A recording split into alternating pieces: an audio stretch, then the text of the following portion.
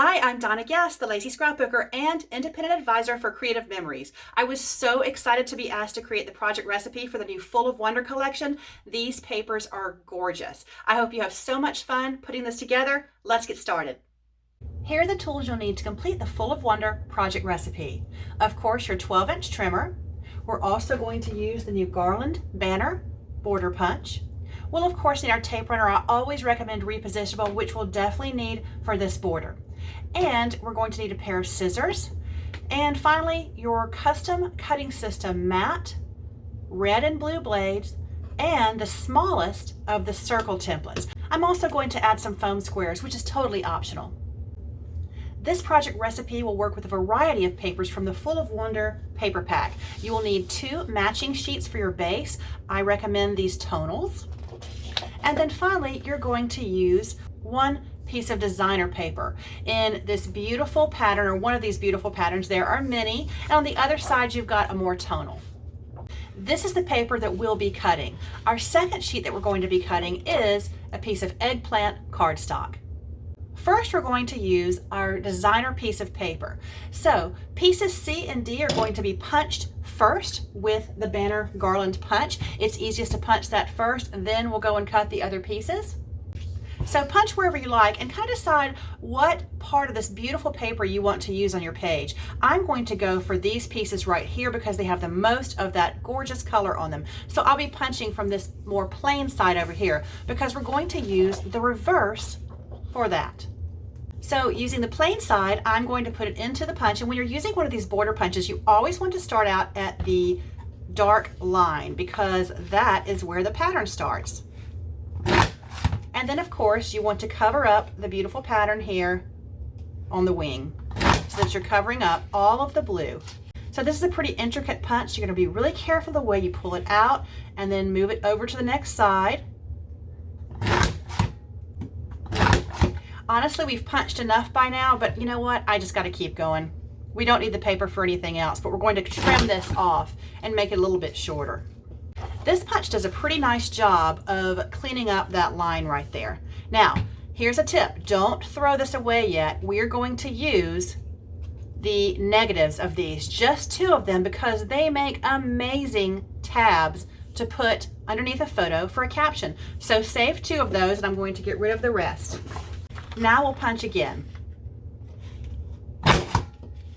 I should note that we're going to be using the opposite side of this paper for these, but it's a symmetrical punch, so it does not matter, and it made it easier for me to make sure I'm punching the part of the paper that I don't want to use, which is this, plainer color, and I'm going to use this gorgeous colorful part for my 2 strips that we're about to cut. So I can throw all of this away, and I've saved 2 of these, and we're going to use these banners on the other side.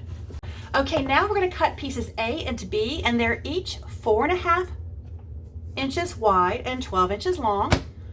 So there's A, and B should be just about 4.5 inches, but you know what? It goes over just a tiny bit, so I'm going to trim that off to make sure we have a really clean edge, because while that punch does a good job, there still was a bit of a rough edge. And I love to label these pieces. I'm going to label this one A and this one B, and always label on the other side of the piece that you're not going to use, of course. So there's A and B. So from our designer piece of paper, we have pieces A and B, and then we have the banners, which we're using the reverse side, which are pieces C and D, and then we have these 2 little bonus pieces, 2 of the negatives. When you punch the banner, we're going to use those as cute little tabs underneath photos. It's a nice bonus of this punch. So let's move all that to the side, and now we'll bring out our Eggplant cardstock for these cuts. And these are the only 2 papers we're cutting. So the first cut is 1/4 of an inch. These are tiny. And if you weren't sure, 1/4 of an inch measures exactly from your cutting line over to the right to the edge of that gray mat. So I want you to push the paper through to the right. And if you're right-handed, that's pretty natural of a motion anyway, because you're going to be cutting with your right hand. So we'll push it all the way to the edge of that gray mat, line it up, and cut. So there's one perfect 1/4 inch strip, and we're going to do that again, and another perfect one. I don't need to label those, that's pretty simple. Those are pieces E and F though. Incidentally, it also measures 1/4 inch from the cutting line, if you're left-handed, over to this little indentation right here. So if this motion is totally awkward to you if you're left-handed, you've got an option. So now we're going to cut pieces G and H, and these are two of our photo mats, and they're going to be 4.5 by 6. So we're going to cut one 4.5 inch strip here, and then we're going to cut these in half at 6 inches. So we've got two photo mats, and these are perfect for those digital size photos that are not quite 6 inches. And if you do have a 4x6 photo, you'll just have to trim a little bit off. So I'll go ahead and label these G and H. And next, our cuts I and J, we've got to be really careful with these because these measure 7 1/4 inch down. So we have just enough room and not too much extra to cut our circle. Now, here's one I've already done so you kind of get an idea of what we're dealing with. Here's where I cut out pieces I and J, which I'm about to do, and this is exactly how much room I had for the circle. So there's not a lot of room for error, but there's enough. You can do this very easily by centering it. So the great thing about this trimmer is that we can cut down to 7 1/4 without cutting all the way down and ruining our paper and not being able to do this circle. So because we have this white line right here, and we have this ruler on the track, on the aluminum track, we can know where our blade is and stop it at the appropriate time. So the distance between the white line and the edge of the cartridge housing is a convenient 1 inch. I'm sure they did that on purpose. And so if I'm going to be cutting 7 1/4 inch, I can't really see it easily over here, so I'm going to let the edge of my cartridge housing come down to 8 1/4 inch, which is just 1 inch beyond my target. So I'm going to line it up at 4 inches. Now we're cutting two 2-inch strips, but let's do this little difficult, it's not difficult, but this tricky part just once. So we're going to line it up at 4 inches and cut them both at one time. Come down to 8 1/4 and we'll stop right there. Perfect, and we've got plenty of room for our circle down here, as you can see.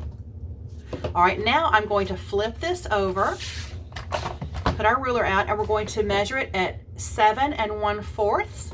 And then we're going to cut starting from 4 inches up, but I'm going to have the edge of my cartridge housing, which is 1 inch beyond, start here at the 5.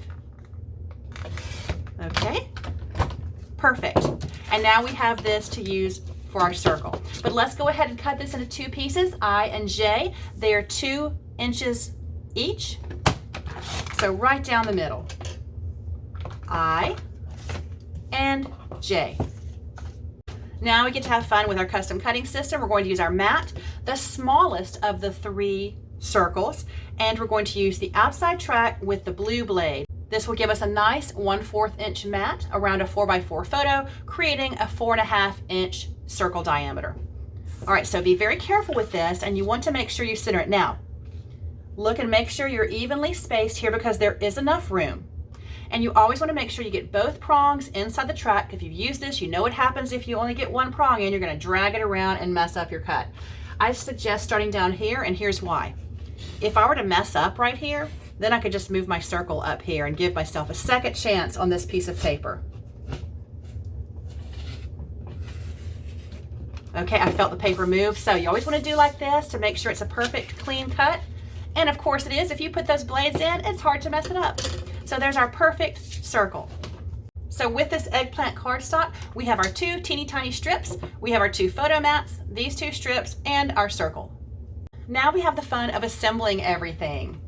The first pieces we want to put on are our wide strips. These are pieces A and B out here. Oh, those are gorgeous. This paper is really, really beautiful. So let's apply some tape runner. I love our regular tape runner, but I found with these projects, I tend to use Repositionable a lot more because it's so forgiving if I make a mistake. And a mistake can be as simple as, oh, I didn't put that on absolutely straight and I want to redo it. Very easy to do that if you do it quickly.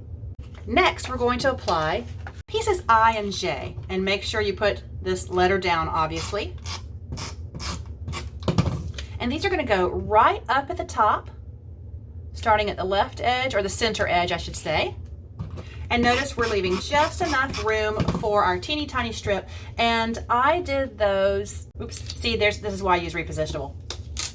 Not quite straight. So you want to make sure it's aligned with the corner of that paper. Very good. Now we're going to take our punched pieces, which are pieces C and D, and we're going to attach them here. This is going to get cut off. So it's basically just 3 of the punches. It works out pretty easily that way. So let's use our scissors and cut it exactly where it needs to be. And you can cut right under here, right in the middle of that empty space, because guess what's going to go there?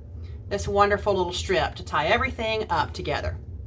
So we'll gently put on the tape runner because this is a very delicate little pattern.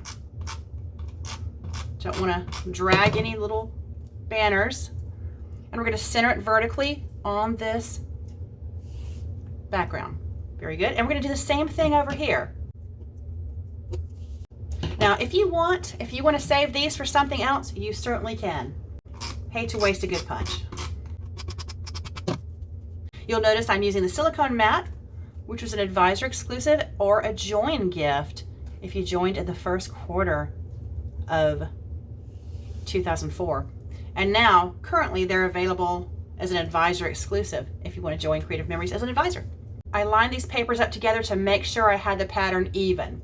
Now we're ready to apply our teeny tiny strips. Now, if you don't have a silicone mat, there's other options besides getting this repositionable tape runner all over your workspace.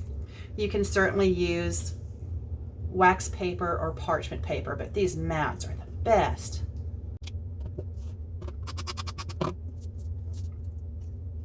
I'm not overlapping anything here because there's just enough room for it. Now we're ready to add these mats and then our photos. So I'm going to start with my photos. And of course, being a project recipe, you can always just apply these mats only, just like this I'm going to do over here on the right. And then leaving enough room to put your photo up here. So if you're not putting photos yet, you can just leave it like this. But I'm going to go ahead and attach these down so you'll get the whole picture. And I want to make sure these are lined up evenly going across. And I've done just eyeballing it, even spacing here. If you want to know, it's about a 1/2 inch between each of those. And now I'm going to attach these photos to match the ones on the left-hand side, so it's pretty symmetrical so far. We're going to change that up a little bit on the outer pieces. Okay, I hope you didn't put away your custom cutting mat, so we're going to use that again. You're going to find one photo that's great for cropping. Here's one right here. It's beautiful as it is, but it's going to make a gorgeous 4x4 circle. So that's the smallest circle, the same one we used before, and we're going to use the red blade this time, and that's going to create a 4x4.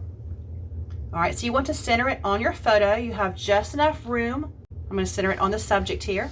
You should have just enough room above and below your circle to make this cut. But be careful and make sure you get both prongs in that outer track. And hold that other hand steady as your dominant hand makes that curve around. If you haven't used the custom cutting system in a long time, look how perfect that is. You'll notice that my blades might be a little bit different from what you've seen. We've had these a while, but if it's been a while for you, these are the current blades and they rotate. You saw how easy that was for me to go make that cut. And now we can mat this photo on our 4.5 inch circle mat. Now we're ready to attach our photos on the outside, and this is where we're going to use these 2 negative pieces. If you can see that there, they're going to be underneath the photos. So we're giving ourselves a little bit of extra room underneath. Here is the beauty of repositionable tape. You know what I'm going to do? This is blending in too much, but it would look really good on that. So because I didn't overlap this, it's so easy to do. Thought about leaving it, but I'm going to flip it around. And this is where the multi-tool is so helpful. Look at that.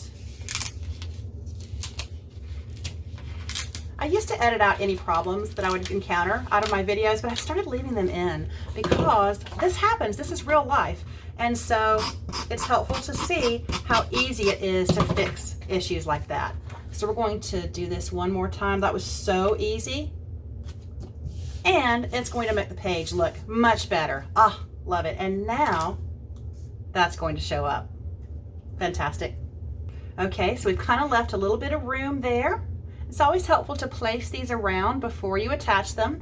And then this beautiful circle picture is going to kind of cross over like that. And we're going to have embellishments here, and I'm going to have journaling there. So let's go ahead and attach these down. I'm going to put this down first, and good to go all the way out to the edge. In case you're not using this project recipe right away, you don't want any of those corners to peel up.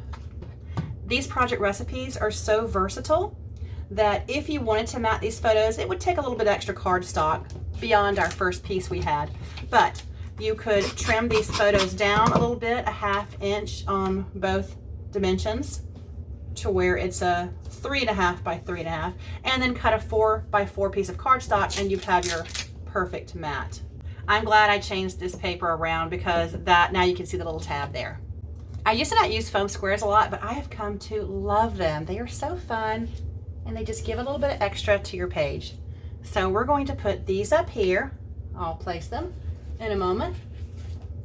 And I've got 3 pieces for over here, and I'm leaving room for journaling. It takes a bold person to journal directly on this paper once it's all done, but I could do that, and you can too, because there's always a way to fix something if we make a mistake. Creative Memories has a lot of journaling options, so you can use your favorite. Your favorite might be journaling directly on this lighter color paper, or it might be our write-on journal stickers, where you can write it on and stick these little strips down on a darker paper. They're white in color. Or it may be our new lined paper that you can journal on and cut it to any size. So I'm putting foam squares on those, and then I'll use repositionable tape runner for these pretty butterflies. And our foam squares currently come in a variety pack, so they're all different sizes. I use teeny ones there, and I'm using the mid-size on this larger embellishment. And now for my journaling, and I chose to bravely journal directly on the designer paper. These little tabs at the bottom are perfect for writing a date or a simple caption. So that's it. I hope you enjoy putting this project recipe together and have a blast doing it with your own photos. Thanks for watching.